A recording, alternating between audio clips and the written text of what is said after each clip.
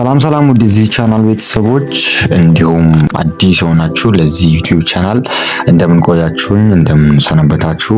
ዛሬ እንግዲህ ስለ አፕጋር ስኮር ምንነት እናያለን። አፕጋር ስኮር ምንድነው? ለምንድነው አፕጋር ስኮር የምንጠቀመው? እነዚህ ኮምፖነንቶቹ ማን ናቸው? በተጨማሪም እንዴት አድርገን ነው ኒውቦርን ላይ ስኮር ማድረግ የምንችለው? እነዚህ ስኮር የተደረጉትን ደግሞ በተጨማሪ እንዴት አድርገን ነው ኢንተርፕሬት ማድረግ የምንችለው የሚለውን እንግዲህ በኤግዛምፕል መልኩ እናያለን። በተጨማሪም እንግዲህ ከስኮሩ ተነስተን ምን አይነት ክሊኒካል ዲሲሽን ሜክ ማድረግ አለብን የሚለውን እንግዲህ በዚህ ቪዲዮ ጠቅለል አድርገን እናያለን። ቀጥታ ወደ ትምህርቱ ከመሄዳችን በፊት ስለ ሂስቶሪካል ባክግራውንዱ ስለ አፕጋር ስኮር እንመልከት። ዋና ፈጣሪዋ የዚህ አፕጋር ስኮር እንግዲህ ዶክተር ቨርጂኒያ አፕጋር የተባሉ አንስቶሎጂስት እና እንግዲህ የህፃናት ሐኪም የነበሩ እንግዲህ በ1952 አካባቢ ለዓለም ያስተዋወቁ አንስቶሎጂስት እና የህፃናት ሐኪም ነበሩ። እንግዲህ ምስሉ ላይ እንደምትመለከቱት በጣም አርጅተው ነው እንግዲህ ከዚያ ላይ የተለዩት። ሰው እንግዲህ ለምን አስፈለገ የሚለውን ነገር በምናይበት ጊዜ እንግዲህ በ1950ዎቹ በፊት እንግዲህ አዲስ የሚወለዱ ህፃናት እንግዲህ በጤና ባለሙያዎች ዘንድ የሚሰጣቸው ትኩረት አነስተኛ ነበረ። ብዙ ጊዜ ትኩረት የሚሰጡት እንግዲህ ለእናቷ ደህንነት ብቻ ስለነበረ ብዙ ህፃናቶች እንግዲህ ከመተንፈስ ችግር ጋር ያለባቸው ህፃናቶች ብዙ ምክንያታቸው ሳይታወቅ ይሞቱ ነበር። ዶክተር ቨርጂኒያ አፕጋር ደግሞ ይህንን ክፍተት ለመሙላት ማንኛውም የሆነ የጤና ባለሙያ እንግዲህ በቀላል ሁኔታ ሊረዳውና ሊተገብረው የሚችል ወጥ የሆነ እንግዲህ ስኮሪንግ አሰስመንት ለዓለም አስተዋውቋል። እንግዲህ መጀመሪያ ላይ በዶክተር ስም ቢሆንም እንግዲህ በ1960ዎቹ አካባቢ እንግዲህ በጆሴፍ በተርፊልድ የተባሉ እንግዲህ የህፃናት ሐኪም የተማሪዎች እንግዲህ በቀላል ሁኔታ እንዲያስታውሱ ኒሞኒክ ፎርም አደረጉ። ያም ኒሞኒክ እንግዲህ አፕጋር በሚል እንግዲህ ኒሞኒክ ይታወቃል። እንግዲህ ይሄ አፕጋር ስኮር ከመጣ በኋላ በህክምናው ዓለም ውስጥ እንግዲህ በጣም ትልቅ ለውጥ ያመጣ ሲሆን በሺዎች የሚቆጠሩ ህፃናት እንግዲህ ገና እንደተወለዱ አስፈላጊ የሆነ ክትትል እንዲያገኙ በማድረግ እንግዲህ ኒዮናታል ሞርታሊቲ እና ሞርቢዲቲን እንግዲህ በእጅጉ ሁኔታ እንግዲህ ቀንሷል። ዛሬም ድረስ እንግዲህ በዓለማችን እንግዲህ በማንኛውም ጤና ተቋም ውስጥ እንግዲህ እንደ መደበኛ እንደ ስታንዳርድ አሰራር እንግዲህ ጥቅም ላይ እየዋለ ይገኛል። አመጣጡ በጥቂቱ ይሄን ይመስላል። ወደ ዋናው እንግዲህ ኮንሴፕት በምንሄድበት ጊዜ አፕጋር ስኮር ምንድነው የሚለውን ነገር በምናይበት ጊዜ አፕጋር ስኮር is a rapid newborn assessment done at 1 minute and 5 minutes after birth to evaluate the newborn's immediate adaptation to extrauterine life። አፕጋር ስኮር በጣም ራፒድ የሆነ እንግዲህ ህጻናቶች በሚወለዱበት ጊዜ አሰስመንት የምናደርግበት በጣም አስፈላጊና ወሳኝ የሆነ እንግዲህ ስኮሪንግ ሲስተም ነው። በጣም አስፈላጊ ነው። ይሄም እንግዲህ የመጀመሪያ 1 ሚኒት ላይ እና ቀጣይ እንግዲህ 5ኛ ሚኒት ላይ እንግዲህ አፍተር በርዝ እንግዲህ የልጆቹን ከማህፀን ውጭ ያለውን ዩትራይን ላይፍ እና እንግዲህ ዱሪንግ በርዝ ሰዓት ያለውን እንግዲህ አዳፕት የማድረግ አቅማቸውን እንግዲህ ኢሚዲየትሊ እንግዲህ ኢቫሉዌት የምናደርግበት ወይ ነው። እንግዲህ አፕጋር ራሱን የቻለ ኒሞኒክ ነው። የመጀመሪያው እንግዲህ አፒሪያንስ ነው። ህፃናቶቹ በሚወለዱበት ጊዜ ከለራቸውን ቼክ እናደርጋለን። ሁለተኛው እንግዲህ ፐልስ ነው። ፐልስ ደግሞ ሄርት ሬታቸውን ደግሞ ስቴቶስኮፕ በመጠቀም ቼክ እናደርጋለን። ሶስተኛው እንግዲህ ግሪሜሲ ነው። ግሪሜሲ ደግሞ እንግዲህ ከሪፍሌክስ ኢሪታቢሊቲ ጋር በተገናኘ ያለውን እንግዲህ ምንመዝንበት ወይ ነው ግሪሜሲ ምንለው። አራተኛው አክቲቪቲ ነው። ይሄ እንግዲህ ከመስል ቶን ጋር በተገናኘ ያለውን አክቲቪቲ ስኮር እናደርጋለን። የመጨረሻው እንግዲህ ሬስፓይሬሽን ነው። እንግዲህ ብሪዚንግ ኤፈርታቸውን ቼክ የምናደርግበት ነው ማለት ነው። ስለዚህ አፕጋር ስኮር ኒሞኒክ ነው። ይሄ ኒሞኒክ ደግሞ ውስጥ አንድ የሚያደርገው ለነዚህ ትርጉም ለሚሰጡ እንግዲህ ፊደሎች ነው ማለት ነው። እንግዲህ ምንድነው አፕጋር ስኮር የሚጠቅመን? አንደኛ እንግዲህ ኢት ሄልፕስ አስ ቱ ኪክሊ አይደንቲፋይ ቤቢስ ሁ ኒድ ኢሚዲየት ኢንተርቬንሽን ኦር ሪሳሲቴሽን። እንግዲህ አፕጋር ስኮር እንግዲህ ምንድነው የሚረዳን? አንደኛ እንግዲህና ወሳኙ ነገር እንግዲህ ህጻናቱ ተወለዱ በኋላ እንግዲህ ቅድም እንዳልኩኝ እንግዲህ አፍተር በርዝ ያለውን ኤክስትራ ዩትራይን ላይፍ እና ዱሪንግ በርዝ ላይ እንግዲህ ሳም የሆነ ስትሬስ ካለባቸው እንግዲህ ያን ስትሬስ ምን ያደርጋል አይደንቲፋይ ማድረግ እንችላለን። ዘንድ ደግሞ በዛው ልክ ኢሚዲየትሊ እንግዲህ ኢንተርቬንሽን እንድንሰራ ወይንም ሪሳሲቴሽን የሚያስፈልጋቸው ከሆነ ሪሳሲቴሽን እንድንተገብር እንግዲህ የሚጠቅመን ነው ማለት ነው። አፕጋር ስኮር መች ነው እንግዲህ አፕጋር ስኮር በአንድ ሚድዋይፈሪ ኦር በአንድ እንግዲህ ነርስ የሚተገበረው መች ነው የሚለውን ነገር በምናይበት ጊዜ እንግዲህ ቅድም እንደጠቀስኩኝ እንግዲህ የመጀመሪያው 1 ሚኒት አፍተር በርዝ እንግዲህ ምን ይደረጋል? ስኮር ይደረጋል ማለት ነው። እንግዲህ የመጀመሪያው 1 ደቂቃ ምንድነው የሚነግረን? እንግዲህ ዱሪንግ ሌበር ቶሌራንሲውን የሚነግረን ነው ማለት ነው። በጣም ስትረስር ነው ያለውን ሁኔታ የመጀመሪያውን 1 ሚኒት ላይ እንግዲህ ሌበሩን እንዴት አድርጎ ነው ቶሌሬት ያደረገው የሚለውን ነገር የሚነግረን የመጀመሪያው 1 ሚኒት ነው አፍተር በርዝ። ዘን ሁለተኛ ደግሞ ስኮር እናደርጋለን። ይሄኛው እንግዲህ 5 ሚኒት አፍተር በርዝ ነው። እንግዲህ ከተወለደ ከ5 ደቂቃ በኋላ ደግሞ ሁለተኛውን ስኮር እናደርጋለን ማለት ነው። ሁለተኛውን ስኮር ማድረጋችን ምንድነው የሚጠቅመን? እንግዲህ ቴልስ ሃው ዘ ቤቢ ኢዝ አዳፕቲንግ ቱ ላይፍ አውትሳይድ ዘ ውምብ። ስለዚህ ከማህፀን ውጭ ያለውን ላይፍ እንዴት አድርጎ አዳፕት እያደረገ ነው የሚለውን ነገር ደግሞ የሚነግረን አፍተር በርዝ እንግዲህ 5ኛ ደቂቃ ላይ ስኮር በምናደርግበት ጊዜ ነው ማለት ነው። እንግዲህ አዲሽናል 10ኛ ሚኒት ላይም ደግሞ ምን ይደረጋል? ስኮር ይደረጋል። ይሄ እንግዲህ ልጁ በጣም ሎው የሆነ አብጋር ስኮር ካለው ወይንም እንግዲህ በጣም እንግዲህ ከፍተኛ መድከም ካለው ምን ይደረጋል? ከእንደገና 10ኛ ደቂቃ ላይ እንግዲህ ስኮር ይደረጋል ማለት ነው። ዋይ ኢዝ አብጋር ኢምፖርታንት? እንግዲህ አብጋር ለምንድን ነው በጣም አስፈላጊ የሆነው የሚለውን በምናይበት ጊዜ እንግዲህ ኢት ሄልፕ አስ ዲሳይድ ዳት ዘ ኒውቦርን ኒድድ ሩቲን ኬር። እንግዲህ ህጻናቶች ከተወለዱ በኋላ እንግዲህ ኒውቦርን ኬር አለ። እንግዲህ ኒውቦርን ኬሩ ይቀጥላል ወይንስ እንግዲህ ሌላ ሪሳስቴሽን ያስፈልጋል የሚለውን ነገር ይነግረናል ማለት ነው። እንግዲህ ስኮር በሚደረግበት ጊዜ የራሱ የሆነ አውትካም ይኖረዋል። በዛ አውትካም ተንተርሰን እንግዲህ ይሄ ልጅ ሪሳስቴሽን ኢሚዲየትሊ ያስፈልገዋል የሚለውን ነገር ዲሳይድ እንድናደርግ ይረዳናል። ሌላኛው እንግዲህ ኢሴንሻል ኒውቦርን ኒኮሮች እንግዲህ ቀጣይነት እንዲኖራቸውም እንግዲህ ጉድ የሆነ አብጋር ስኮር ካለው ይነግረናል ማለት ነው። እንግዲህ ዳዝ ዘ ቤቢ ኒድ ኦክሲጅን ሳክሽኒንግ ኦር ኒኮ አድሚሽን? እንግዲህ ልጁ ኦክሲጅን ያስፈልገዋል፣ ሳክሽን ያስፈልገዋል ወይንም ኒኩ አድሚትን መደረግ አለበት ጋርን እንግዲህ ስኮር ማድረጋችን በጣም አስፈላጊ ነው ማለት ነው። እንግዲህ አብጋር ስኮር 5 ኮምፖነንት አለው። የመጀመሪያው እንግዲህ አፒራንስ ነው። አፒራንስ ጋር በተገናኘ እንግዲህ የምናየው ምንድነው? ስኪን ከለራቸውን ነው። እንግዲህ ልክ እንደተወለዱ ስኪን ከለራቸውን ቼክ እናደርጋለን። እንግዲህ ቼክ በምናደርግበት ጊዜ ስኮር የምናደርገው እንግዲህ ከ0 እስከ 2 ባለ ቁጥር ውስጥ ነው ማለት ነው። እንግዲህ 0 አለ፣ 1 አለ፣ ዘን 2 አለ ማለት ነው። እንግዲህ 5 ኮምፖነንት አለው። ስለዚህ 5 ሲባዛ በ2 ስንት ነው? 10 ይሰጠናል ማለት ነው። እንግዲህ ፋይናል እንግዲህ ከ10 ነው የምናስቀምጠው ማለት ነው አብጋር ስኮርን። ስለዚህ እንግዲህ አፒራንስ ላይ መች ነው 0 የምንሰጠው? እንግዲህ ስኪኑን በምናይበት ጊዜ የልጁ ስኪን እንግዲህ ብሉ ወይንም ፔል ከሆነ ይህም የት ነው እንግዲህ ኦል ኦቨር ዘ ቦዲ እንግዲህ ብሉ ወይንም ፔል ከሆነ ስንት ትሰጣላችሁ? 0 ትሰጣላችሁ። እንግዲህ አንድ የምትሰጡት መች ነው? ልጁ እንግዲህ ፒንክ የሆነ ቦዲ ካለው ወይንም እንግዲህ አክሮሲያኖሲስ የምንለው ወይንም ብሉ ኤክስትሪሚቲ ካለው ኤክስትሪሚቲው ብሉ ከሆነ ወይንም ፒንክ ቦዲ ከሆነ የምትሰጡት ስንት ነው? 1 ትሰጣላችሁ ማለት ነው። እንግዲህ 2 የምንሰጠው መች ነው? ኮምፕሊትሊ እንግዲህ የልጁ ከለር ፒንክ ከሆነ ስንት ትሰጣላችሁ?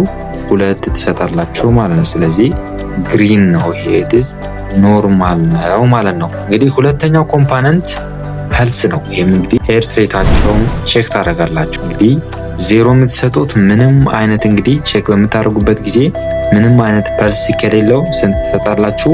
0 ትሰጣላችሁ። ፐልሱን ቼክ አድርጋችሁ ፐልሱ ከ100 በታች ቢትስ ፐር ሚኒት ከሆነ የምትሰጡት ስንት ነው? 1 ትሰጣላችሁ። 100 እና ከ100 በላይ ከሆነ 100ም ከመጣ ከ100ም በላይ ከሆነ ስንት ትሰጣላችሁ? 2 ትሰጣላችሁ ማለት ነው። ሶስተኛው ኮምፖነንት ግሪሜሲ ነው። ግሪሜሲ እንግዲህ የልጁን የሴንትራል ነርቨስ ሲስተም እንግዲህ አሰስ የምናደርግበት ወይ ነው። ግሪሜሲ በጣም ዝቅ ካለ እንግዲህ ልጅ እንግዲህ ከኦክሲጅን ጋር በተገናኘ ችግር እንዳለ የሚጠቁመን ነው። እንግዲህ መች ነው 1 የምንሰጠው፣ መች ነው 2 የምንሰጠው፣ መች ነው ደግሞ 0 የምንሰጠው የሚለውን ነገር በምናይበት ጊዜ እንግዲህ ሳክሽን በመጠቀም እንግዲህ በልብ ስሪንጅ ሊሆን ይችላል ወይንም እንግዲህ ተረከዞቹን ፍሊፕ በምታደርጉበት ጊዜ ምንም አይነት ሪስፖንስ ከሌለው ስንት ትሰጣላችሁ? 0 ትሰጣላችሁ። እንግዲህ 1 የምትሰጡት መች ነው? እንግዲህ ልጁን ሳክሽን በምታደርጉበት ጊዜ ወይም ፍሊፕ በምታደርጉበት ጊዜ ተረከዙን ግሪመስ ብቻ ከሆነ ፊቱን ብቻ የሚያጨማደድ ከሆነ ስንት ትሰጣላችሁ? አንድ ትሰጣላችሁ ማለት ነው። እንግዲህ ማስተዋል የሚያስፈልገው ምንም አይነት መጮህ የለም ይሄ ላይ። በተጨማሪም እንግዲህ ምንም አይነት እግሮችን እንግዲህ አያሸሸም ማለት ነው። ስለዚህ በዚህ ጊዜ ኦንሊ ግሪመስ ብቻ ከሆነ አንድ ትሰጣላችሁ። ሁለት የምትሰጡት መች ነው እንግዲህ ሁለት የምትሰጡት እንግዲህ ሳክሽን በምታደርጉበት ጊዜ ፍሊክ በምታደርጉበት ጊዜ እንግዲህ ልጁ አክቲቭሊ ክራይ የሚያደርግ ከሆነ እግሮቹን የሚያሸሽ ከሆነ ስኒዝ የሚያደርግ ከሆነ ወይም ፑሊንግ አዌይ የሚያደርግ ከሆነ ስንት ትሰጣላችሁ? ሁለት ትሰጣላችሁ ማለት ነው። ይሄ እንግዲህ አክቲቭ ሪስፖንስ እንዳለ የሚነግረን ነው ማለት ነው። ሶ ሌላኛው ኮምፖነንት እንግዲህ አክቲቪቲ ነው። አክቲቪቲ ደግሞ እንግዲህ የህፃኑን የጡንቻ ጥንካሬ ወይንም እንግዲህ እንቅስቃሴ መስል ሆኖን እንግዲህ የምንለካበት እንግዲህ አንደኛው ኮምፖነንት ነው። ይሄ ክፍል እንግዲህ በምጥ ወቅት የደረሰበትን እንግዲህ የኦክሲጅን እጥረት ካለ ወይንም እንግዲህ የጡንቻ መላላት ካለ እነዛን አሰስ ለማድረግ ይጠቅመናል ማለት ነው። ሶ አክቲቪቲን እንግዲህ እንዴት አድርገን ነው አሰስ የምናደርገውና ስኮር የምናደርገው እንግዲህ የህፃናቶቹን እንግዲህ እጆችና እግሮቻቸውን እንዴት አድርጎ ነው የሚያንቀሳቅሱት የሚለውንና እንግዲህ ምን ያህል እንግዲህ መታጠፍ ይችላል የሚለውን ነገር እንግዲህ እናያለን። ሶ መች ነው ዜሮ የምንሰጠው፣ መች ነው እንግዲህ አንድ የምንሰጠው፣ መች ነው ደግሞ እንግዲህ ሁለት የምንሰጠው የሚለውን ነገር በምናይበት ጊዜ እንግዲህ ዜሮ የምንሰጠው እንግዲህ ፍሌክስድ ከሆነ ወይንም ሊምፕ ከሆነ ዜሮ እንሰጣለን። ይሄ ማለት ምን ማለት ነው እንግዲህ ህፃኑ ምንም አይነት እንግዲህ እንቅስቃሴ የለውም ወይንም እንግዲህ እጆቹና እግሮቹን እንግዲህ ተዝልፍልፍ እንዳሉ አይነት ነው የምንመለከተው። ሶ እጆቻቸውን በምታነሱበት ጊዜ ተመልሶ እንደ ገመድ ይወድቃል ማለት ነው። ስለዚህ በዚህ ጊዜ ዜሮ ትሰጣላችሁ ማለት ነው። ሶ እንግዲህ ከመስል ጋር በተገናኘ ሃይፖቶኒያ እንዳለ የሚነግረን በተጨማሪም እንግዲህ አስፋግዣ ጋር በተገናኘ አስፋግዣ እንዳለ እንግዲህ የሚጠቁመን አይነት አሰስመንት ኮምፖነንት ነው። እንግዲህ መች ነው አንድ የምንሰጠው እንግዲህ ህፃኑን እጆችና እግሮቹን እንግዲህ በትንሽ ታጥፈው እናያለን። ይሄም እንግዲህ ሳም ፍሌክሽን ይኖራሉ ማለት ነው። ስለዚህ እጆችና እግሮቹ በትንሽ ታጥፈው እናያለን። ነገር ግን እንግዲህ በራሳቸው ጥረት እንግዲህ እንቅስቃሴ ለማድረግ አይጥሩም ማለት ነው። ስለዚህ በዚህ ጊዜ አንድ እንሰጣለን። ሁለት የምንሰጠው መች ነው እንግዲህ አክቲቭ የሆነ ሙቭመንት በሚኖርበት ጊዜ ነው። ይሄ ማለት እንግዲህ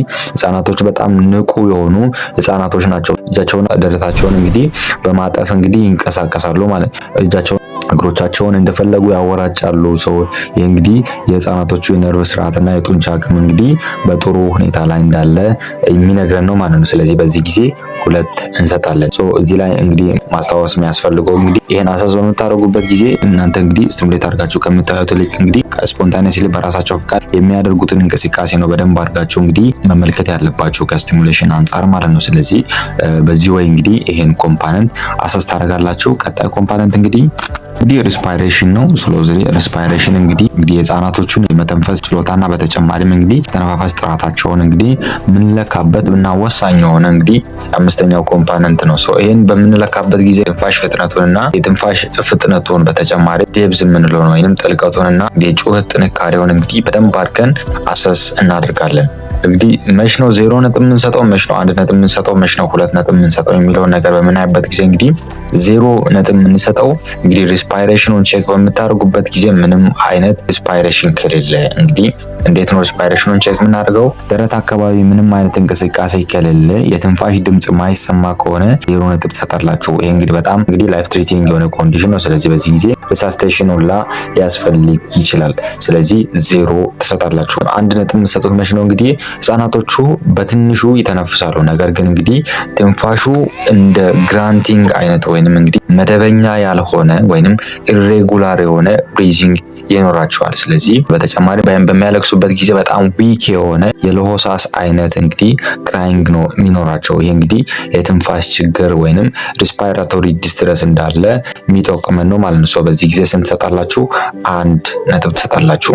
2 ነጥብ የምትሰጡት እንግዲህ መች ነው እንግዲህ ህፃኑን እንግዲህ እንደወጣ በጣም በከፍተኛው ሁኔታ በሚጮህበት ጊዜ 2 ትሰጣላችሁ። ይሄ እንግዲህ ሳምባው በአየር መሞላቱንና እንግዲህ ተነፋፈስ ስርዓቱ እንግዲህ በጥሩ ሁኔታ ላይ እንዳለ የሚያረጋግጥልን ነው ማለት ነው። ሁሌም ማስታወስ ያለባቸው እንግዲህ ሪስፓይሬሽን እና ፐልስ በጣም የተያያዙ ናቸው አይደለ? ስለዚህ የትንፋሽ ሁኔታ በጣም ደካማ ከሆነ የልብ ምቱን በዛው ልክ ምን ሆነ ይሄዳል እየቀነሰ ሊመጣ ስለሚችል እንግዲህ እነዚህ ሁለቱን እንግዲህ አሰስ በምታደርጉበት ጊዜ በስነ ስርዓት እንግዲህ አሰስ ማድረግ ያስፈልጋል ማለት ነው። ሶ እንግዲህ እነዚህ አምስቱን ኮምፖነንት እንደዚህ ካየን እንዴት አድርገን ነው ደግሞ ከ10 የመጣውን ውጤት ኢንተርፕሬት ማድረግ የምንችለው የሚለውን ነገር በምናይበት ጊዜ እንግዲህ እነዚህን አምስቱን ኮምፖነንት አሰስ አድርጋችሁ እንግዲህ ስኮራችሁ ከ7 እስከ 10 መካከል ካለ ኖርማል የሆነ ስኮር ነው ማለት ነው። ስለዚህ የየዕለት ተዕለት ስራችን ወይንም ኢሰንሻል ኒውቦርን ኬርን ማድረግ ያስፈልጋል፣ መቀጠል ያስፈልጋል ማለት ነው። እንግዲህ ስኮራችን ከ4 እስከ 6 ካለ እንግዲህ ሞዴሬት የሆነ ዲስትረስ እንዳለ የሚነገር ነው። ስለዚህ ይሄ ልጅ ምን ያስፈልጋል ማለት ነው? ሳፖርት ማድረግ ያስፈልጋል። በምንድነው ሳፖርት የምናደርገው? ኦክሲጅን በመስጠት ሊሆን ይችላል፣ ስቲሙሌሽን በማድረግ ሊሆን ይችላል ማለት ነው። እንግዲህ ስኮራችን ከ0 እስከ 3 ከሆነ እንግዲህ ይሄ የሚያሳየን በጣም ሲቨር የሆነ ዲስትረስ ውስጥ እንዳለ የሚነግረን ነው ማለት ነው። ስለዚህ ይሄ ልጅ ምን ያስፈልጋል? ኢሚዲየት የሆነ ሪሳሲቴሽን ያስፈልገዋል ማለት ነው። ስለዚህ በዚህ መልኩ እንግዲህ ኢንተርፕሬት እናደርጋለን። ሶ ቀጣይ እንግዲህ ኪውዞች አሉ። ለነዚህ ኪውዞች ደግሞ እንግዲህ መልስ አለ። ዘን ፋይናሊ ደግሞ አንድ ጥያቄ አለች። እሱን ደግሞ መጨረሻ ላይ እንግዲህ እናንተ ኮሜንት ላይ ታስቀምጡልኛላችሁ። የመጀመሪያው ኪውዝ እንግዲህ